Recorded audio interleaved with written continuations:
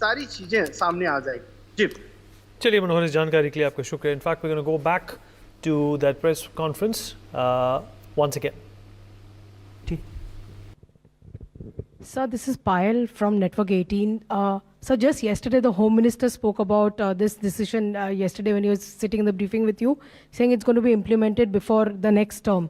So do we have a realistic date in mind? And secondly, I mean, you know, when you're talking about the allies are, you are saying, were on board, but the Congress party and the other opposition parties say that this is the impact of 240 in 2024 elections, and that's the reason that you're bringing this in a hurry.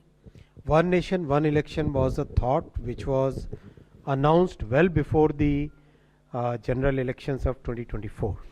So anybody who's saying that it because of the election results have actually given us a historic mandate, and that's why we are able to take such historic decisions.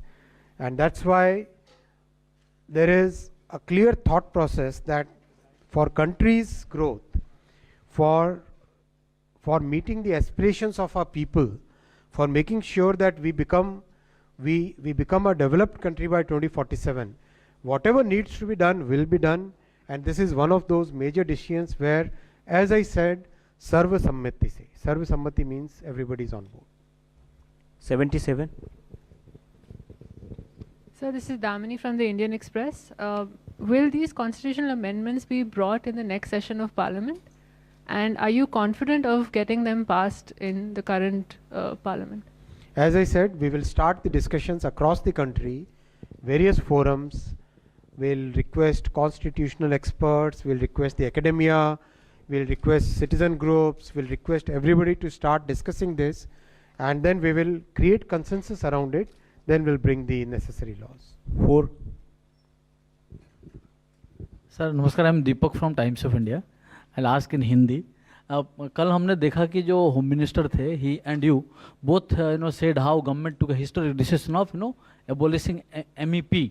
It happened just before the Maharashtra and Haryana election. Why I am asking it? Now once you have elections at different time, government has enough elbow room to take corrective steps, which you took. So how are you looking at if one nation, one election comes? Governments will have no others, they will have no room to take any corrective step. So which one is better?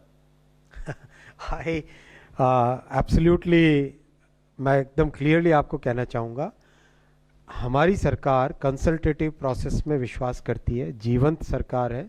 We believe in continuously taking feedback. मैंने आपको कई examples पहले भी दिए हैं। We believe that we must take people's opinion in mind into consideration and then decide. So we definitely believe in taking the people along. So I don't think election result should be seen as a barometer of people's feedback. 121. Sir, Brahma Prakash Dubey, news India से। मेरा सवाल ये है कि अभी cabinet के फैसले के बाद कांग्रेस अध्यक्ष मल्लिकार्जुन खड़गे ने कहा है कि one nation one election unacceptable है और ये असंभव है। तो क्या लगता है, क्या विपक्ष के सहयोग के बिना सरकार इसको लागू कर सकेगी या कैसे ये रास्ता बनाएंगे आप? देखिए, बहुत जल्दी विपक्ष में भी उनके अंदर से आंतरिक दबाव बनने न लग जाए कहीं, क्योंकि देश में करीब 80% of the respondents who responded during the consultation process, 80% से ज़्यादा लोगों ने इसको बहुत पॉजिटिव सपोर्ट दिया है, खासकर यूथ ने। Youth is very much in favour of it. 176.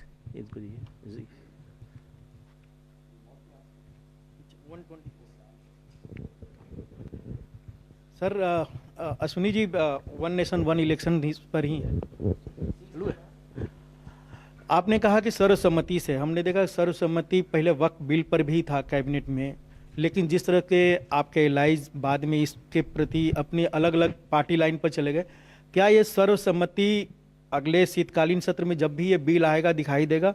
और दूसरा, आपने कहा कि हम पूरे प्रोसेस में कंसल्ट करेंगे, चर्चा करेंगे। एक बड़ी हाई लेवल कमेटी बनी जिसका फाइंडिंग आपने एक्सेप्ट किया आज ही, उसने भी लंबी चौड़ी चर्चा की थी, तो अब फिर और क्या जरूरत है? क्योंकि सभी पार्टियों ने 47 पार्टियों ने अपनी रिएक्शन दिया था, 15 छोड़कर बाकी सब ने एक्सेप्ट कर लिया था। आपको लगता है कि इतने दिनों में और बदलाव हो सकता है? चर्चा देखो, कोई भी जब प्रिंसिपल्स डिसाइड होते हैं, अब उन प्रिंसिपल्स को आगे प्रोग्राम्स में कन्वर्ट करना होता है। प्रोग्राम्स को आगे इम्प्लीमेंटेशन में लाना होता है। तो ये जो प्रोसेस है, ये प्रोसेस बहुत ही डिटेल्ड कंसल्टेशन के साथ करेंगे।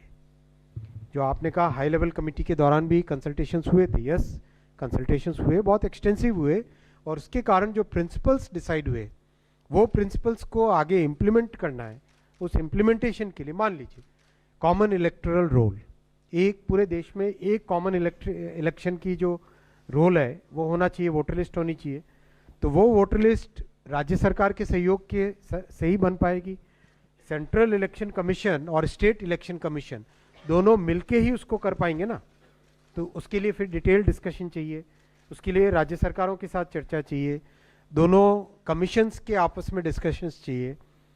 फिर फेजिंग आउट करनी है, तो फेजिंग आउट किस तरह से होगी, फिर लॉ एंड ऑर्डर का जो पुलिस का डिप्लॉयमेंट फोर्स है वो देखना होगा, कितना ईवीएम्स चाहिएगा, कितना उसका कितना प्रोक्योरमेंट करना होगा, ये सारी चीज़ों में बहुत बड़ा डिस्कशन चाहिए। 278. सभी का।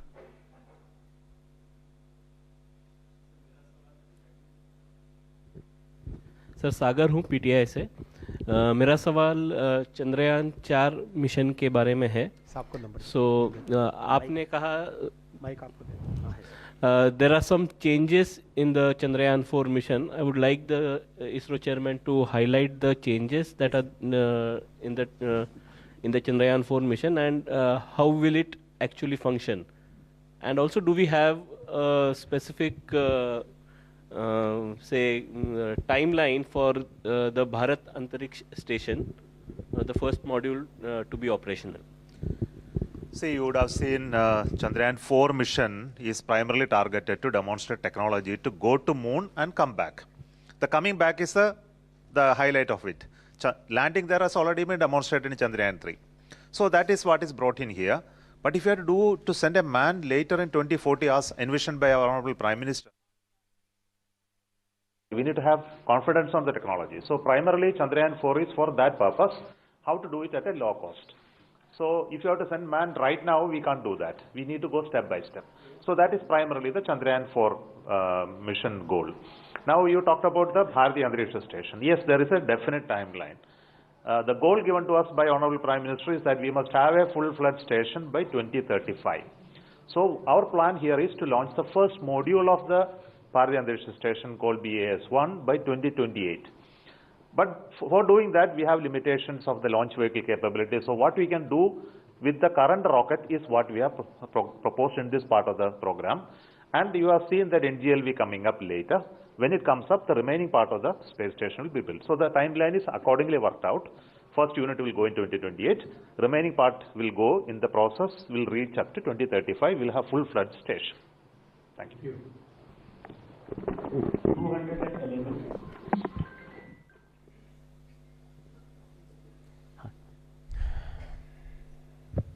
सर मैं कमलेश हूँ लाइव टाइम से। सर मेरा सवाल है सर, कब तक इम्प्लीमेंट करेंगे 1 नेशन 1 इलेक्शन, और दूसरा उसके लिए कॉन्स्टिट्यूशन अमेंडमेंट करना पड़ेगा, आपको 2/3 बहुमत की जरूरत पड़ेगी, वो कहाँ से जुटाएंगे आप? मैंने कहा आपसे अब विस्तृत चर्चा करेंगे और बहुत ही विस्तृत चर्चा करके कंसेंसस डेवलप करेंगे, बिल्डअप करेंगे देश में, इस टर्म में लागू करेंगे, ऐसा माननीय गृह मंत्री जी ने कल आप सबके सामने कहा है। 271. So, I am Shahid Abbas from Informis Media. My question also pertains to One Nation, One Election. Sir, I want to know about will you kindly enlighten us about the practicality aspect of this decision? Let me finish.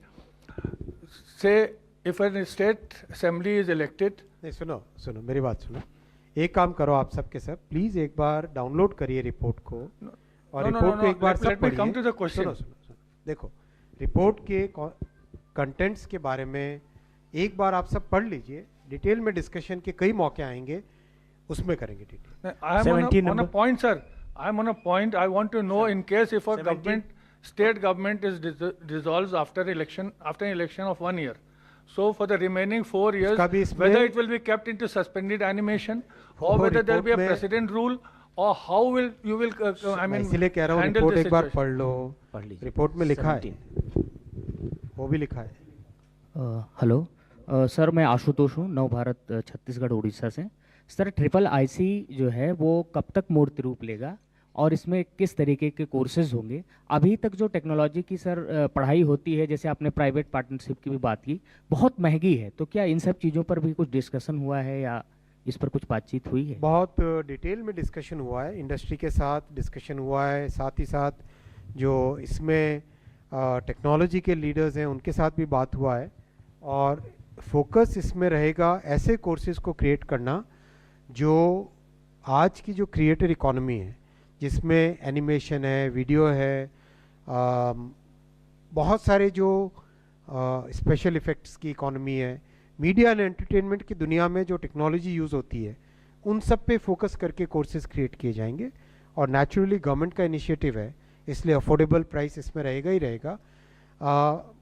Industry की तरफ से जो support है वो course के content को decide करने में।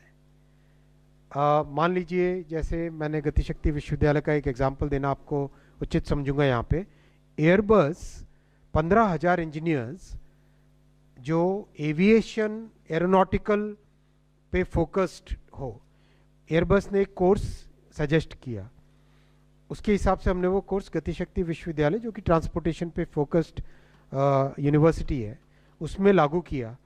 तो इतना अच्छा एक कोर्स बन पड़ा जिस कोर्स से Airbus will be hiring 15,000 engineers who are trained in this. तो इसमें भी, इस इंस्टीट्यूट में भी ये फोकस रहेगा कि किस तरह से जो इंडस्ट्री ओरिएंटेड कोर्सेज हैं, जैसे कि जो भी बच्चे इसमें, विशेषकर क्रिएटिव दुनिया में जाने के लिए कोई आपको बहुत ज़्यादा मैथ और साइंस पढ़ने की ज़रूरत नहीं है। क्रिएटिविटी एक अलग लेवल की चीज़ है। तो उस क्रिएटिविटी से संबंधित बच्चों को, कैंडिडेट्स को, स्टूडेंट्स को एक बहुत बड़ी अपॉर्चुनिटी इससे मिलेगी। और ये आने वाले समय में बहुत बड़ा प्रीमियर इंस्टीट्यूट बनेगा। जितना IITs हैं वैसे ही इंपॉर्टेंट ये एक इंस्टीट्यूट बनेगा। 260 वीडियो सर्विसेज से वन नेशन वन इलेक्शन, इसको लेके संसद के शीतकालीन सत्र में क्या कोई विधेयक लाया जा सकता है? रिपीट मत करो ना यार, एक ही क्वेश्चन रिपीट कर रहे हो सबके सब। भाई मैंने कहा ना, अब चर्चा करेंगे, चर्चा से कंसेंसस डेवलप होगा, फिर आगे इम्प्लीमेंटेशन का प्रोसेस आएगा आपके सामने स्टेप बाय स्टेप। दूसरा सवाल, गगनयान की तैयारी हम लोग कर रहे हैं उसको, और ये एक्सपेंडेड गगनयान है, दोनों में क्या खासियत है? गगनयान प्रोग्राम अभी चल रही है। हमारा पहला मिशन जो एस्ट्रोनॉट के साथ होगा उसका शेड्यूल भी दिया है। फॉर यही प्रोग्राम जो अनाउंस अब किया है कि गगनयान प्रोग्राम का गोल्स में भारतीय अंतरिक्ष स्टेशन भी डाला। अब तो इस मिशन का नंबर तो सिर्फ एक था पहले, अब नाउ 5 मिशंस करना है, हमको लॉन्च करना है भारतीय अंतरिक्ष स्टेशन, वहाँ हम डॉकिंग और हमारे एस्ट्रोनॉट्स को लेकर वहाँ डॉकिंग करना है।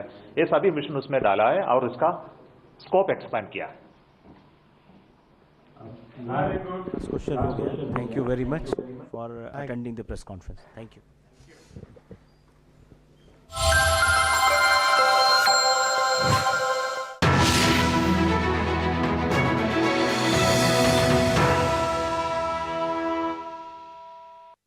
जम्मू कश्मीर के लिए आज एक ऐतिहासिक दिन, क्योंकि एक दशक के बाद आज जम्मू कश्मीर की जो आवाम है अपने डेमोक्रेटिक राइट को एक्सरसाइज करने जा रही है। इससे पहले क्यों? क्योंकि आज फर्स्ट फेज है जम्मू कश्मीर के असेंबली इलेक्शन 2024 का।